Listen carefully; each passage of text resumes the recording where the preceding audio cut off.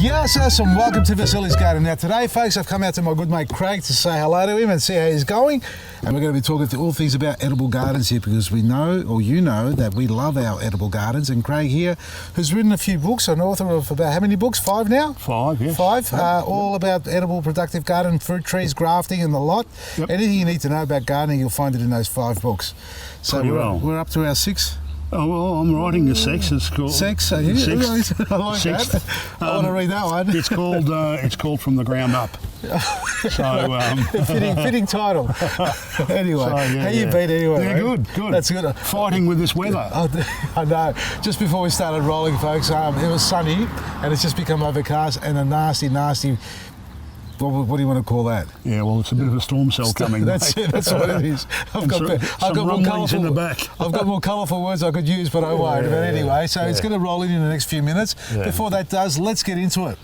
Tell us about edible gardens. As we know, our food is no more important than it is now. That we need to be growing as much of it as possible, at least a balance of it. Look, I think that in recent times we've realised that food is not as secure as we thought. No. And let me tell you, it's going to be pretty scarce this year, mainly because of, obviously, the rains and floods that we've had. They've been enormous. So not only is it going to be in short supply, but what is going to be there is going to be hugely expensive. Well, I mean, even just before the floods, food has always been difficult when it comes into the production of it on a monoculture level. And you, of all people, are a strong advocate of growing your own. We're standing at the front of Craig's place, if so you want to know where we are, and we're looking at an edible garden that's a picturesque backdrop there. Now, with the monoculture style of gardening, I mean, it is an invitation for all types of pests and diseases. Well, it is, and that's one of the reasons why farmers... And look, I sympathise with them because we're not going to pick up produce that's moth-eaten on the shelves. No. So they've got to spray intensively, and sometimes from 6 to 8 times from paddock to plate before they get it to us.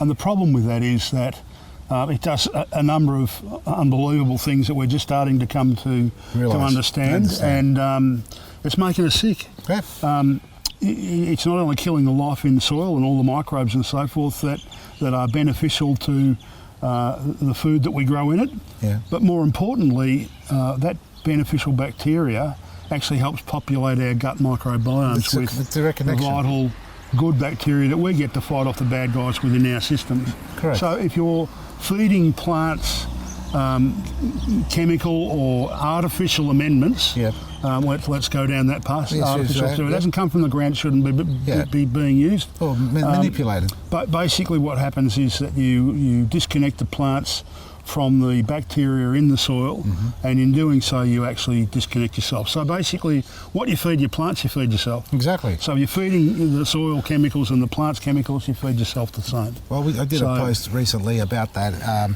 just the concern of what's happened to our baby spinach, for example, but that's one of a million varieties that grow out there, and that's that's the tip of the iceberg, as you know yourself. We've spoken about in the past and off camera, about the strawberries, you mentioned recently, the potatoes, and the list goes on.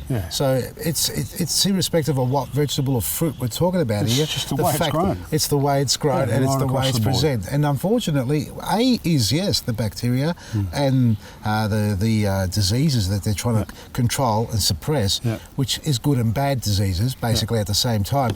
But that is all done not only for the visual aspect of the fruit, it's the longevity of it. Yeah, but the other problem too, Vasily, is though that once it's harvested, it's not fresh to the plate. It's never fresh. Okay, so, Did you listen to 3AW the other night? Yeah, I know. So, what you have to understand is that produce, once it's harvested, loses quite a large amount of its nutrition. The longer it takes to get to your plate, the less nutrition you're getting from it. The nutritional density. And unfortunately, the food system we work within, it's called the just-in-time food system.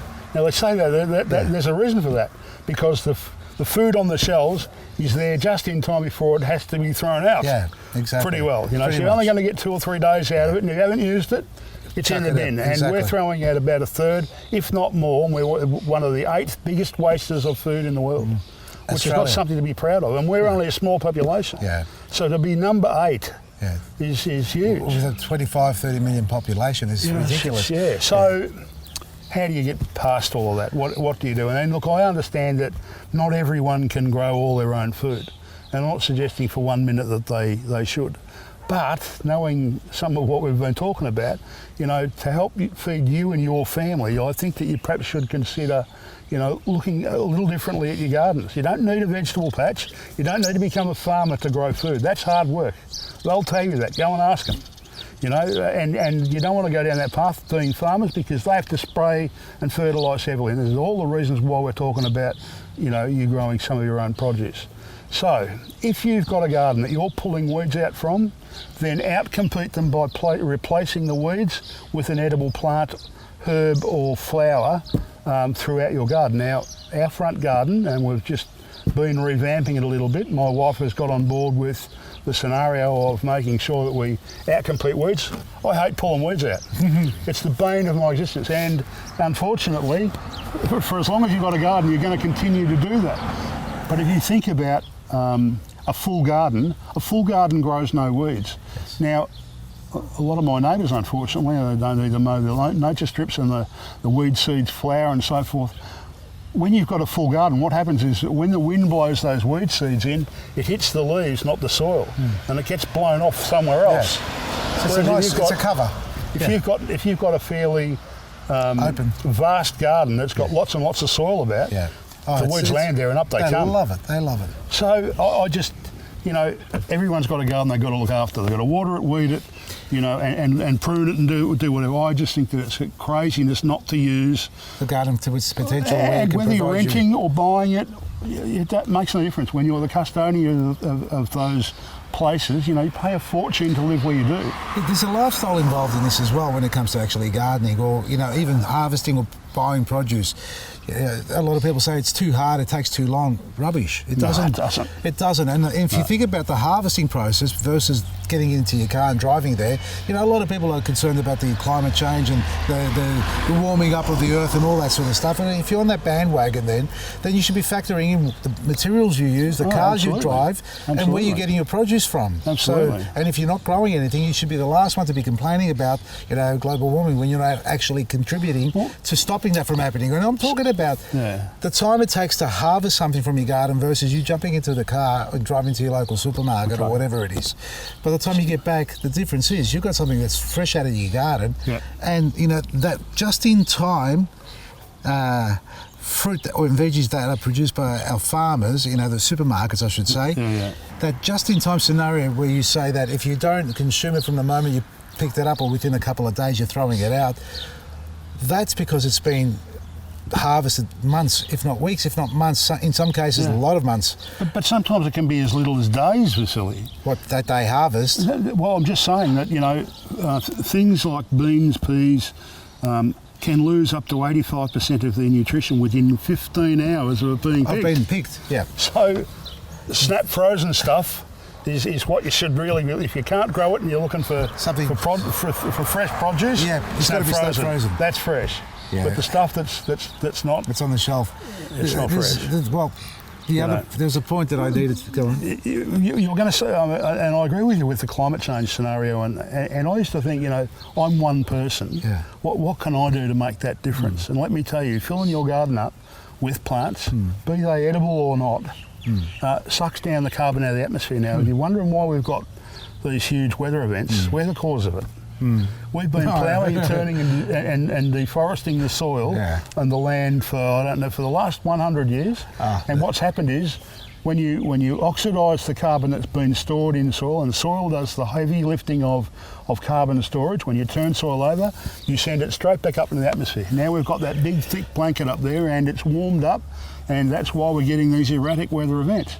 So that's one of many reasons, Craig. Yeah, well, of course. What I'm saying is that if you want to make a little difference, each person cover the soil, get some mulch over your gardens, and start and fill up your gardens full of plants. And you'll outcompete the weeds. You'll put fresh produce that's organically grown on your plate. Your family will be healthier, the climate will be better off, and you're doing away with a lot of the chemicals. I mean, it's a win-win situation no matter which way you look at this. Yeah, and your produce will decay based on the bacteria on it, which is the natural form. Well, that's it, you know. I mean, you don't have to worry about, preservatives and artificial, chemicals that they use on the plants. Correct.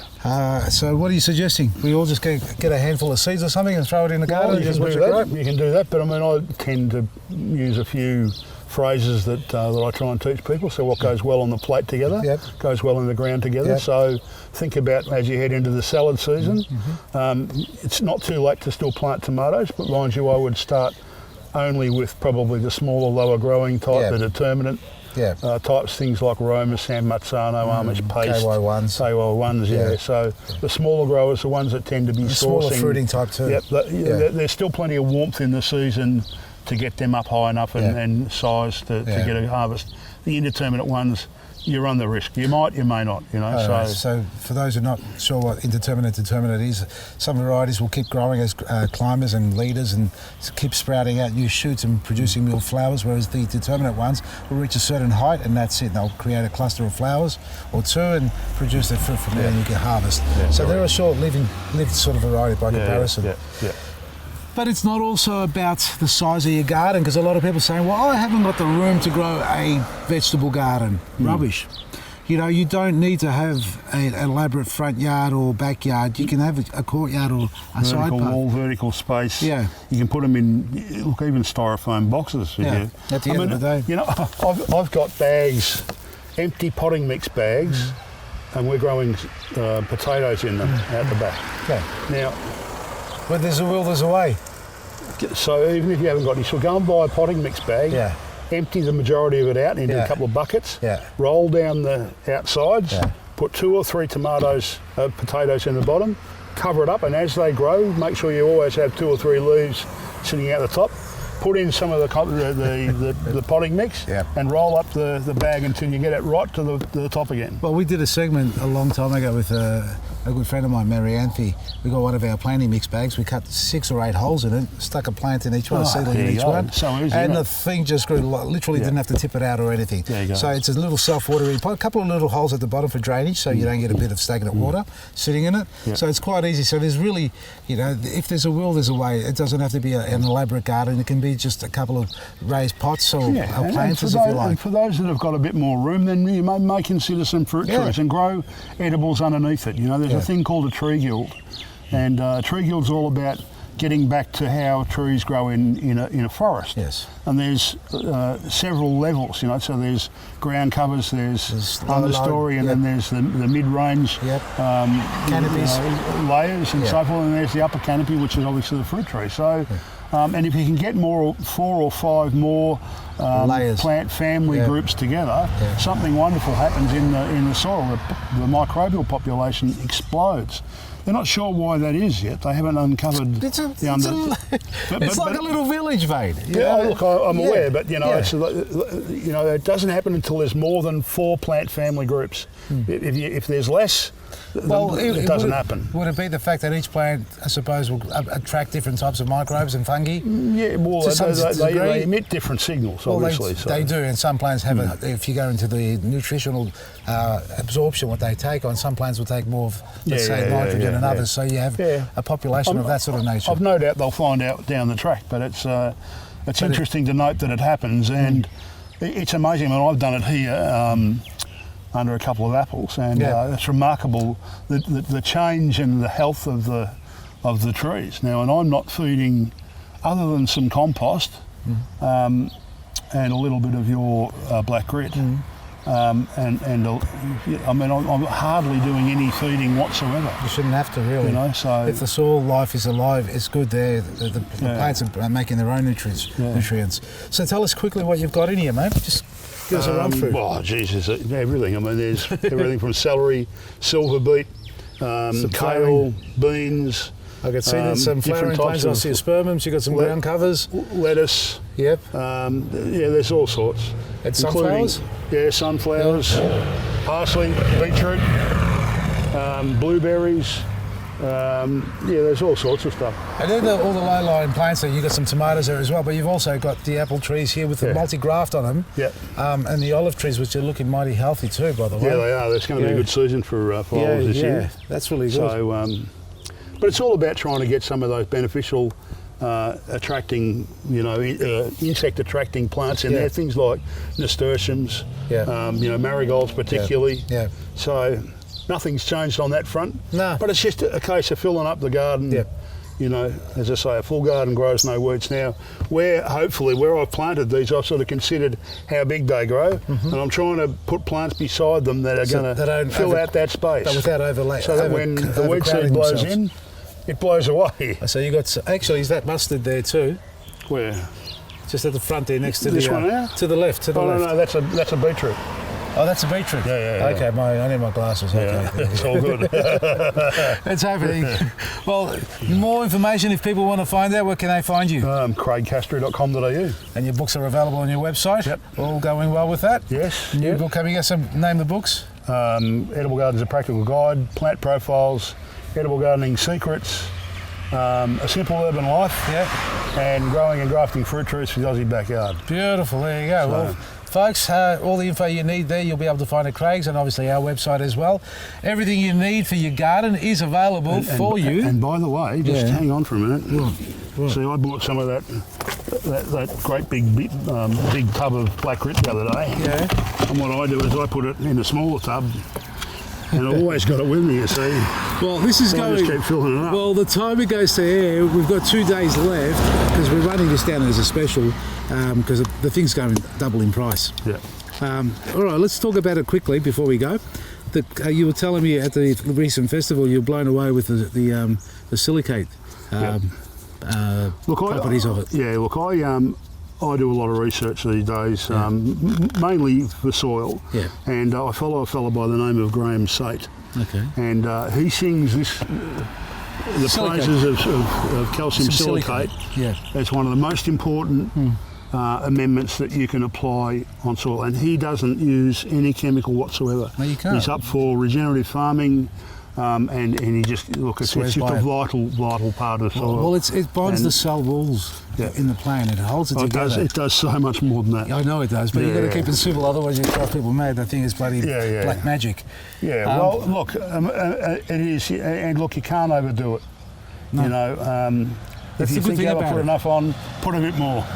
That's a good thing about black grit. You can never put enough on it. Well, you can, but you can never. No. So it is available on our website too, by the way, folks. It's going to be run out at $45 till Christmas Eve midnight. Then it's going to double in price and it's never going to come back down again. You want my advice? Tomato season. You want to stop black blossom end rot? Yeah. Get black grit into them. Yeah, it'll work. It's fantastic. So. Sally'sGarden.com and I'll get you another 200 kilos shipped out here. No need. I'm trying to get through the last lot. You're welcome. From me, Vasily, Maresi. All the best.